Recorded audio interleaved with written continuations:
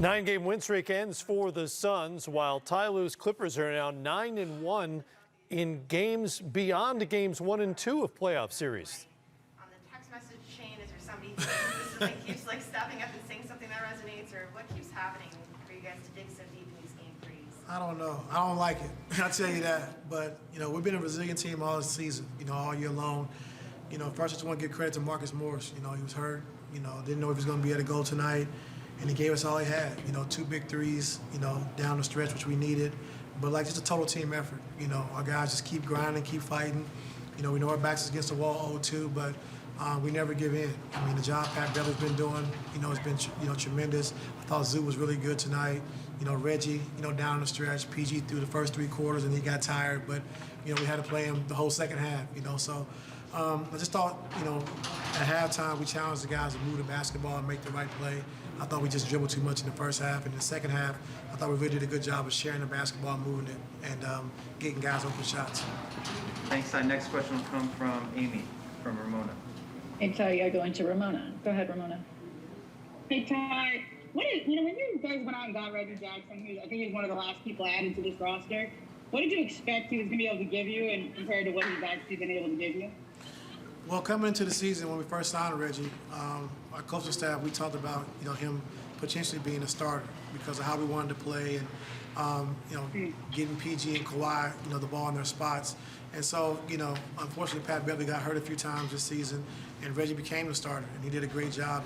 And our numbers with him as a starter was off the charts. As well as with Pat as well, but offensively we really took off. So he's been great. So as soon as he stepped into that role. He made it easier for PG, made it easier for Kawhi. We really started playing, a great offense, having a great offense, and we just never stopped from there. So I'm just happy for him. He's had a heck of a year. We got to continue to keep pushing. Go ahead, Andrew. Ty, what do you think of making just the defensive intensity to limit Booker to his shooting line, Chris to his shooting line? They never ever felt like they were in rhythm, and that's obviously a big change from what Booker did in Game 1. What do you think the defensive intensity ratcheted tonight? I think starting Pat and Zoo, I think, really helped our defensive intensity.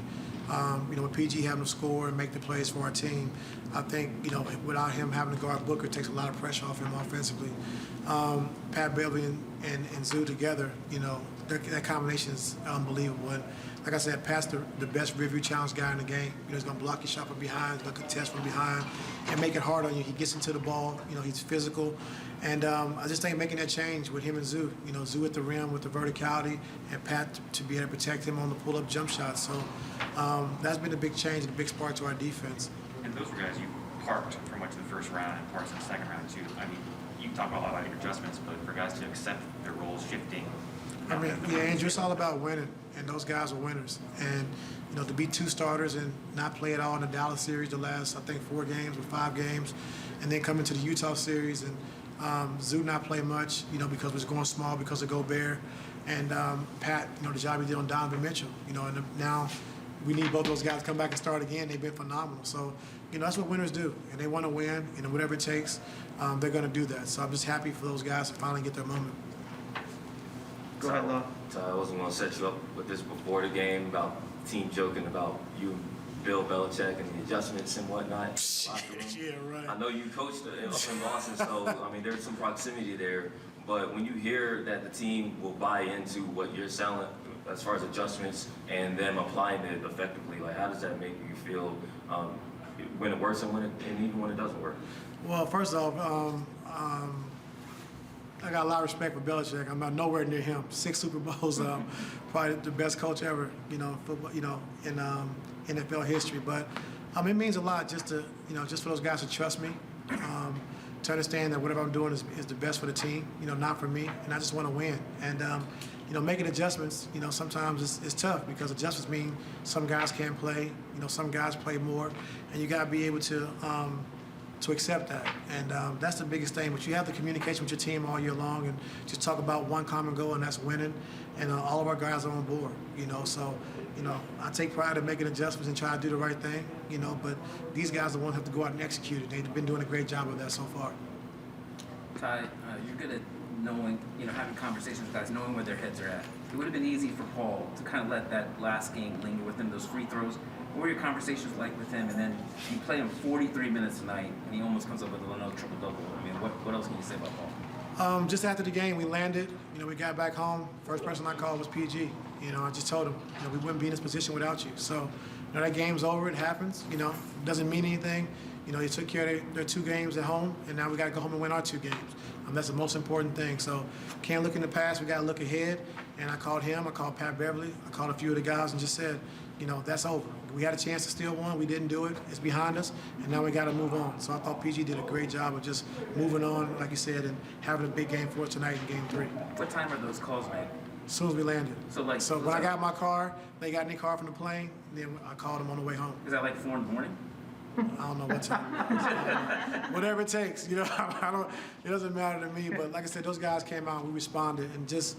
After the first half, great defensively, but offensively, I just thought we were too stagnant, over dribble. We tried to do it by ourselves. And in the second half, we really just did a great job of just making the play for our teammates and trusting. So that was good to see. Go ahead, Miriam. What kind of Zoo today? What conversations you have with him? What adjustments did he make that helped him? Well, I think the biggest thing with Zoo, he hasn't played. So just getting his timing back, getting his rhythm, understanding what we're trying to do. And I think also offensively, to their credit, we haven't played big in a long time. So as far as running the same plays and the spacing is different. So we got to get used to that as well. But I think Zoo just hasn't played in a long time. So he's just finally getting his rhythm, understanding how we need him, what we need to do for him to do defensively and offensively, which is starting to come for him. So he dominated the glass tonight. I thought it was a big factor inside, with CP contesting his mid-range pull-ups. And so it's going to keep slowly starting to come for Zoo. So just happy he's finally getting his legs underneath him. Ty, we got to take one more from Tamara Kine over there. Okay. Just to clarify, the Terrence Mann substitution, was that a Marcus injury thing, or? Yeah, he wasn't going to be able to go initially, and then he did what he had to do and got on the bike and whatever else, and then he said he's going to give it a go. So, we needed everybody we can get tonight, so just for him to put it on the line for the team just means a lot. Starting Terrence sort of got Booker and CP off to a rough shooting start. What did that Pat-Bev-Terrence lineup sort of do to their guards? Well, it allowed PG not to have to guard CP, which was going to do that initially when Marcus was going to start. And then it allowed Terrence to guard CP, pick him up full court, pressure him a little bit because CP hasn't played in a while either. And it allowed Pat Beverly to take Booker. So we try to conserve PG's energy as best as we can, with the minutes he has to play and the load he's carrying right now. And so it was a good start for us.